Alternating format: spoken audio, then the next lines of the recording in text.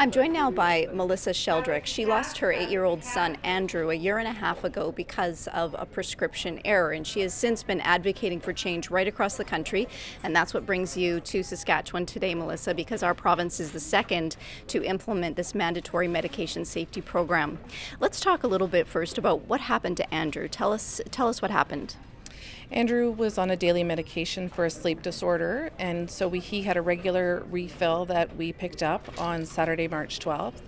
And I gave him one dose Saturday night before bed as usual, and then he didn't wake up the next morning. We later found out that it was because it wasn't his medication in the bottle, it was a completely different medication, a really strong muscle relaxant that was mixed at a concentration that was 3 times the lethal dose for an adult. How did this happen? What did you find out about that? We found out that it was just a substitution error, that somebody grabbed the wrong bottle off the shelf. We also found out that it wasn't checked properly and that there were quite a few errors along the way. So what are you trying to advocate as far as change goes across the country? Would like pharmacists to be able to come together to discuss some of the errors that are being made in the pharmacies and how they can address it both at the local level of their pharmacy but also at the higher level, and that's where the colleges come into play. So here in Saskatchewan with their Compass program, they're requiring that community pharmacists report their errors so that ISMP Canada can look at that data and see where there are gaps and try to fix them, and so then that the college and the pharmacists on the front line can collaborate and work together to make this a much safer program. It's already safe, and we just want to push it that one step further.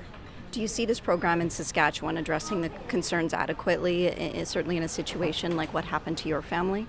Absolutely, and I believe that if a program like this was instituted in Ontario long ago, that maybe we wouldn't need to be here today. Maybe this would never have happened to our family.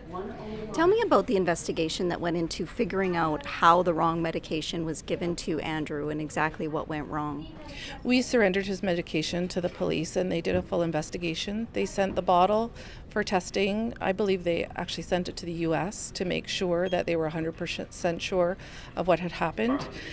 They found that there was absolutely no tryptophan, none of his medication in the bottle. It was all baclofen, the muscle relaxant. And then with further investigation, they determined that it was an error made at the pharmacy level. It wasn't a manufacturing error or anything like that. It was an error at the pharmacy. Thanks for your time today, Melissa. Thanks for having me.